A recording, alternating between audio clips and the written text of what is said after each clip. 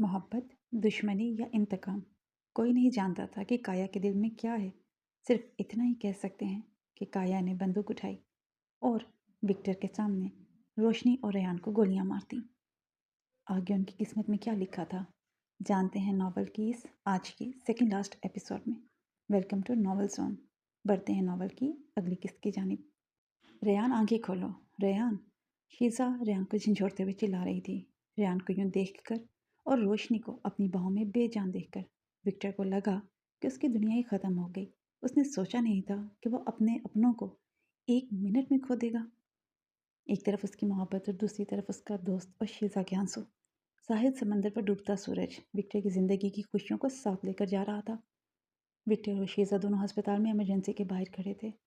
Victor के दोनों हाथ खून से भरे हुए थे। शीजा के कपड़ों पर भी खून लगा हुआ था। अपने हाथों पर खून लगा देखकर विक्टर को आज से 30 साल पहले का वाक़या याद आ गया, जब अज़ाम ने परी और इज़ल को मारा था और इस कत्ल ने उसे विक्टर बना दिया था। ज़िंदगी के इन सालों में विक्टर ने इस अज़ाम को कहीं पीछे छोड़ दिया था, जिसके कुछ ख्वाब थे, जो कुछ बनना चाहता था, लेकिन ज़िंदगी उसे कहाँ ले आई थी और क्या बना देगी, ये उसे इल्म नहीं था। विक्टर ने अपने बारे में सोचना ही बंद कर दिया था। उसका मकसद ज़िंदगी में बस शाह के काम को लेकर चलना था। लेकिन रोशनी के आने से विक्टर की ज़िंदगी बदल गई थी। वो फिर से विक्टर से अज़ाम की तरफ तब्दील हो रहा था, जिसको किसी की परवाह होने लगी थी, मोहब्बत होने लगी थी, लेकिन ज़िंदगी को शायद कुछ और ही मंजूर था। यही सोचते हुए विक्टर के कानों में शीज़ा के रोने की आवाज़ पड़ी, जो इस बात से बेखबर था कि शीज़ा अभी भी उसके पास खड़ी है। विक्टर ने शीज़ा की तरफ देखा, जिसकी आंखों से आंसू निकलकर उसके रुखसार पर गिर रहे थे। विक्टर, जो रोशनी की हालत देखकर खुद टूट चुका था, उसने खुद को कंट्रोल किया और एक गहरे सांस के साथ शीज़ा के हाथों को अपने हाथ में लिया। शीज़ा, कुछ नहीं होगा किसी को भी, संभालो खुद को। हमारे साथ ही क्यों अज़ाम? शीज़ा ने अपने आंसू हलक में उतारते हुए विक्टर की आंखों में देखा, जो खुद के आंसू रोकते हुए सुर्ख हो रही थी। शीज़ा के मुंह से इतने अरसे बाद अपना नाम सुनकर विक्टर को लगा कि वो आज इस कमरे में बंद है, जहाँ सोनिया उसके पास रोते हुए बेहोश हो गई थी। एक लम्हे के लिए विक्टर खुद को ना रोक सका और आंसू के कतरे उसकी आंखों से निकल पड़े। खुद के आंसू को छुपाते हुए उसने फ़ौरन शीज़ा को अपने कंधे के साथ लगा लिया। मैं विक्टर हूँ शीज़ा। अज़ाम मर चुका है, कब का। अब मुझे इस नाम से ना नहीं पुकारना। और रही बात रोशनी और रेयान की, उन्हें कुछ नहीं होगा। तुम खुद को संभालो और जाओ जाकर कपड़े तब्दील करो। इस हालत में यहाँ रहना ठीक नहीं है। विक्टर ने शीज़ा को खुद से अलग करते हुए शीज़ा की तरफ देखा, जिसके सुनहरे बाल उसके रुखसार पर पड़ रहे थे और आंसू से गीले हो रहे थे। समझ रही हो ना मेरी बात को? हम कमज़ोर नहीं हैं, ये तुम जानती हो। और जो कुछ हमारे साथ हो चुका है, अब नहीं होगा। ये मेरा तुमसे वादा है। अब जाकर फ्रेश होकर आओ, ठीक है? विक्टर ने शीज़ा के कंधों को थपथपाते हुए कहा। आज भी विक्टर की बातों में वही एतमाद था जो शीज़ा ने शाह के घर में महसूस किया था। ठीक है, लेकिन तुम यहाँ अकेले हो। शीज़ा ने अपने हाथ की पूंछ से अपने आंसू साफ करते हुए विक्टर को कहा। मैं कभी अकेले था ही नहीं, ये तुम जानती हो। हाँ, अब जाओ और जल्दी आना। रेहान के पास किसी को रुकना होगा। विक्टर की बात सुनने के बाद शीज़ा वहाँ से चली गई। शीज़ा के जाते विक्टर चलते हुए इमरजेंसी के दरवाजे के पास आकर खड़ा हो गया, जहाँ रोशनी की सर्जरी हो रही थी और साथ वाले कमरे में रेयान की। रोशनी को ऐसी हालत में देखकर विक्टर को रोशनी के साथ गुजरे हुए लम्हे याद आ गए। वो पहली मुलाकात जब रोशनी विक्टर को मारने आई थी।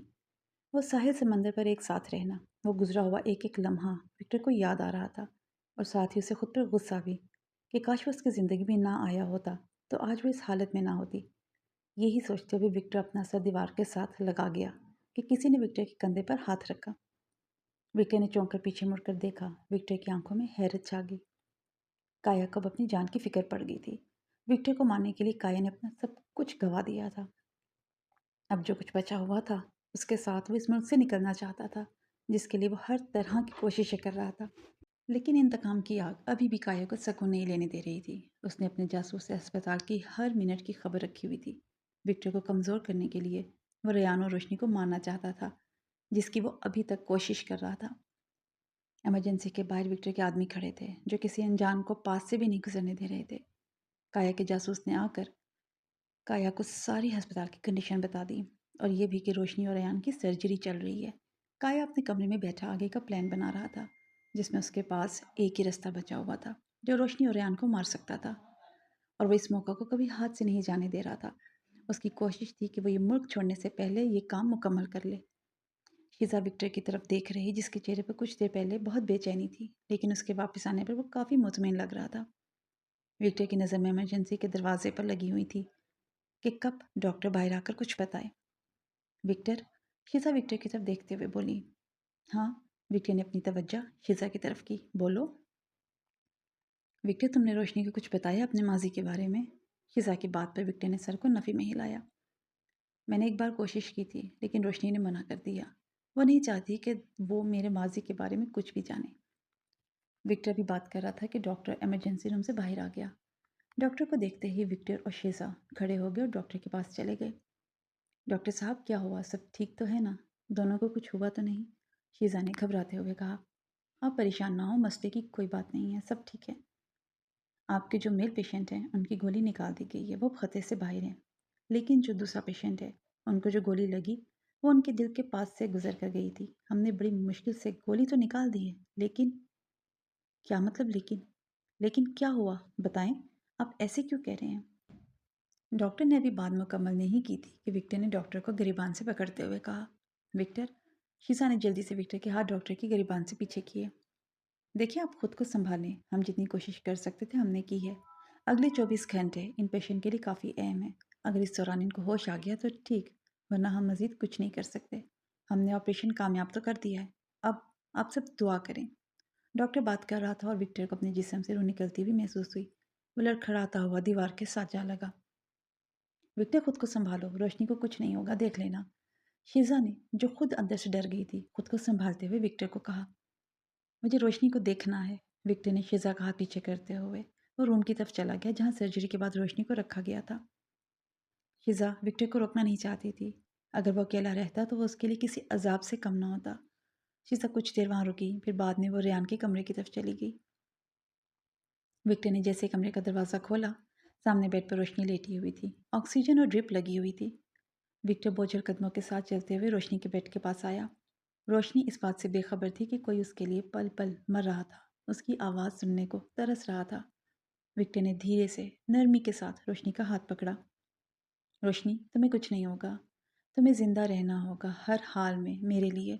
मैं तुम्हारे बगैर क्या करूँगा? मैं भी मर जाऊँगा। मैं तुम्हें कभी इस बात की इजाज़त नहीं दूंगा कि तुम मुझे यूं अकेला छोड़ दो, समझी तुम?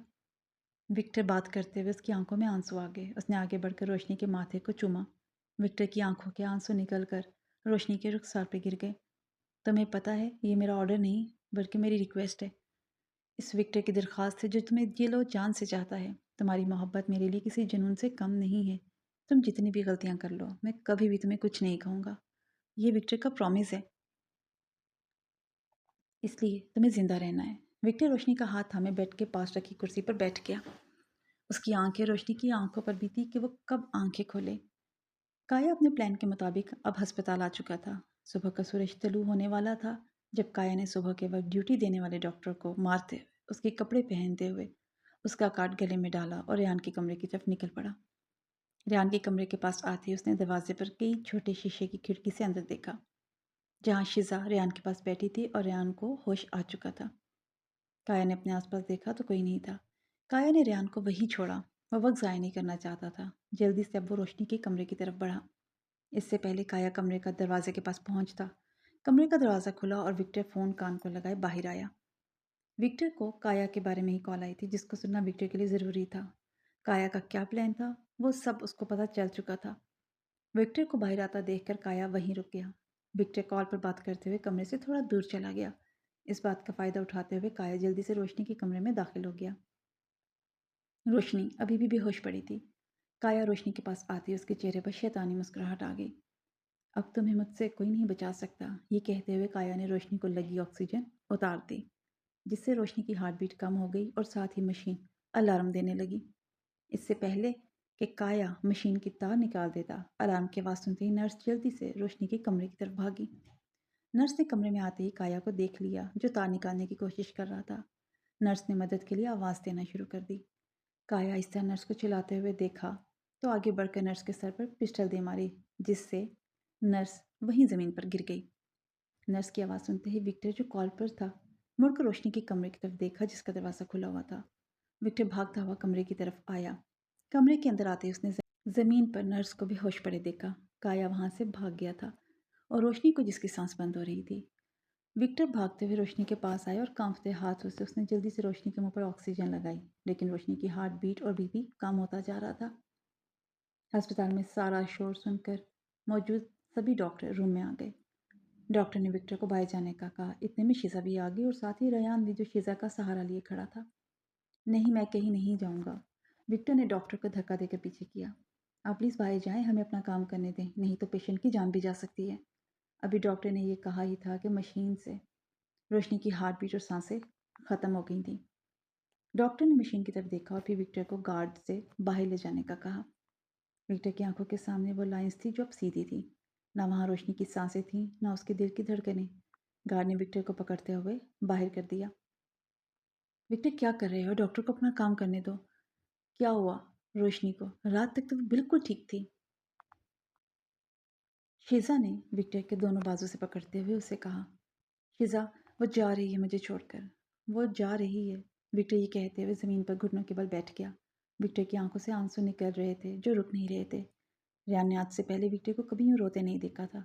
इतना मजबूत इंसान जिसने अपनी ज़िंदगी में इतनी मुश्किलात का सामना किया, कभी रोया नहीं था। और आज वो एक हारे हुए इंसान की तरह लग रहा था। रेयान शीशा का सहारा लेते हुए विक्टर के पास आया। आगे झुकते हुए उसने विक्टर के कंधे पर हाथ रखा। विक्टर, रोशनी को कुछ नहीं होगा। रेयान की आवाज़ विक्टर के कानों में पड़ी। उसने सर उठाकर रेयान की तरफ देखा। उठो, तुम हिम्मत नहीं हार सकते। तुम्हारी हिम्मत ही रोशनी की ज़िंदगी है। अगर तुम हिम्मत हार दोगे तो रोशनी को खो दोगे। रेयान की बात सुनते ही विक्टर ने गहरा सांस लिया और ज़मीन से उठा। मैं काया को नहीं छोड़ूंगा। वो इस हद तक पहुंच जाएगा मैंने कभी सोचा नहीं था। ये हुई ना बात। अब दुआ करो रोशनी के लिए। रेयान ने विक्टर को दिलासा दिया। इस वक्त रेयान के अल्फाज विक्टर के लिए किसी उम्मीद से कम नहीं थे। डॉक्टर अंदर रोशनी की सांसें वापस लाने की कोशिश कर रहे थे। रोशनी को मुसलसल इलेक्ट्रिक शॉट्स दिए जा रहे थे। बाहर शीजा, रेयान और विक्टर रोशनी की ज़िंदगी की दुआ कर रहे थे। विक्टर दरवाजे पर बनी शीशे की खिड़की से देख रहा था जब उसकी नज़र रोशनी की वापस आती सांसों पर पड़ी। मशीन पर रोशनी का बीपी और हार्ट बीट चल पड़ा। ये देखते विक्टर के चेहरे पर सुकून की लहर दौड़ गई। रोशनी वापस आ गई। विक्टर के मुंह से ये अल्फाज निकलते ही शीजा और रियान ने विक्टर की तरफ देखा। कितने में डॉक्टर भी बाहर आ गए। पेशेंट अब खतरे से बाहर है। अगर बर वक्त तिब्बी इमदाद ना दी होती तो कुछ भी हो सकता था। और जो भी अभी हुआ, हम उसके बारे में कार्रवाई कराएंगे। जो भी मुजरिम होगा उसकी सज़ा मिलेगी उसे। डॉक्टर ने कहते हुए विक्टर के कंधे पर हाथ रखते हुए वहाँ से वो चले गए। विक्टर को बस रोशनी को देखना था। डॉक्टर के जाते ही विक्टर कमरे के अंदर आ गया और उसके पीछे रेयान और शीजा भी। रोशनी को सांसें लेता देखकर विक्टर ने आगे बढ़कर रोशनी के चेहरे को नरमी से छुआ। तुमने तो आज वाकई जान निकाल दी थी। विक्टर की बात सुनते ही शीजा के चेहरे पर मुस्कुराहट आ गई। आज उसने पहली बार विक्टर के चेहरे पर सुकून देखा था। विक्टर, मुझे बात करनी है तुमसे, रेयान ने विक्टर को कहा। रेयान की बात पर विक्टर ने शीजा की तरफ देखा और फिर रेयान की तरफ देखा। हाँ बोलो। यहाँ नहीं, बाहर, रेयान बोला। लेकिन रेयान, तुम अभी ठीक से चल भी नहीं पा रहे। इस बार शीजा बोल पड़ी। कुछ नहीं होता मुझे, ये मामूली गोली थी और जब तक तुम हो ना मेरा ख्याल रखने के लिए तो मुझे कोई फिक्र नहीं अपनी। रेयान ने बात करते हुए शीजा के बालों को उसके कान के पीछे किया। रेयान की इस हरकत पर विक्टर ने रेयान की तरफ देखा। रेयान, तुम कुछ कहने वाले थे? विक्टर ने रेयान को टोक दिया। हाँ चलो मैं बताता हूँ। रेयान ने सहारे के लिए हाथ आगे बढ़ाया। शीजा, तुम रोशनी के पास रहना।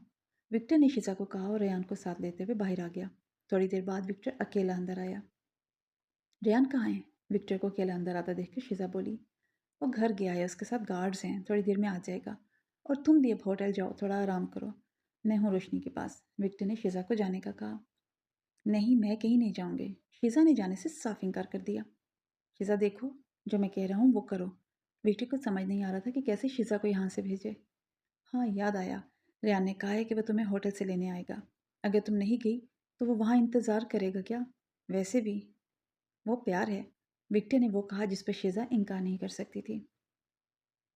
सच कह रहे हो ना? शीजा ने आंखें सिकुड़ते हुए कहा।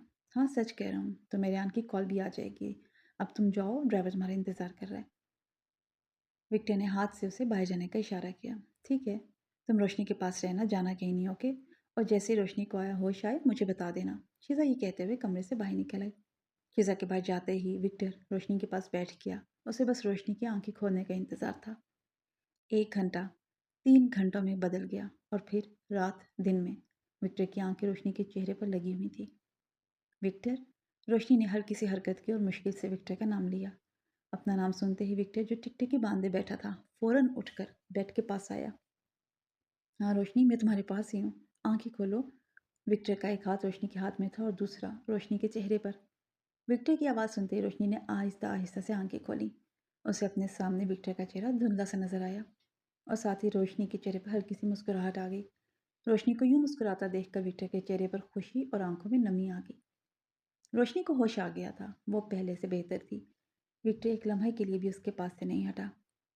विक्टर, कुछ खा लो, तुम कल से मेरे पास ही हो, ऐसे बीमार पड़ जाओगे। रोशनी ने विक्टर के हाथ पर हाथ रखा, जो पहले से रोशनी का हाथ थामे हुए था। नहीं, मुझे कुछ नहीं होता, मैं लड़की थोड़ा हूँ, एक वक्त का खाना ना खाऊं तो बेहोश हो जाऊं, विक्टर ने रोशनी को छेड़ते हुए कहा। विक्टर, तुम भी ना। रोशनी ने गुस्से से अपना हाथ विक्टर से छुड़ाया। इतना तंग कर रहे हो, इससे बेहतर था कि मैं होश में ना आती। अभी रोशनी पूरा बोल नहीं पाई थी कि विक्टर ने आगे बढ़कर रोशनी के होंठों पर अपना हाथ रख दिया। चुप, इससे आगे एक लफ्ज़ भी नहीं बोलना। तुम्हें पता नहीं ये 2 दिन मैंने कैसे गुजारे हैं। इतना तो इंसान सूली पर लटक कर ऐसी हालत नहीं होती जितनी बुरी मेरी हो रही थी। और तुम इतनी आसानी से कह रही हो कि। विक्टर रोशनी की आंखों में देखते हुए कहते कहते रुक गया। रोशनी को अपनी बात का एहसास हो गया था। वो भी जानती थी कि इन दोनों में विक्टर की क्या हालत हो गई होगी। I am sorry. रोशनी ने विक्टर का हाथ नीचे करते हुए कहा। मुझे भी जब गोली लगी और तुम्हारा चेहरा मेरी आंखों के सामने धुंधला होकर गायब हो गया तो मुझे लगा मैं तुमसे बहुत दूर चली गई हूँ। रोशनी ने बात करते हुए अपनी आंखें नीचे कर ली। वो मजीद विक्टर की आंखों में देख नहीं पा रही थी। विक्टर की आंखों में अपने लिए मोहब्बत की शिद्दत को वो सह नहीं पा रही थी। मैं तुम्हें कभी अपने से दूर जाने भी नहीं दूंगा। विक्टर ने अपने हाथ से रोशनी के चेहरे को ऊपर किया। दोनों अब एक दूसरे की आंखों में देख रहे थे और दोनों के दरमियान फासला कम हो रहा था। विक्टर रोशनी पर थोड़ा झुका और रोशनी के होंठों के पास आया ही था कि साथ ही कमरे का दरवाज़ा खुला।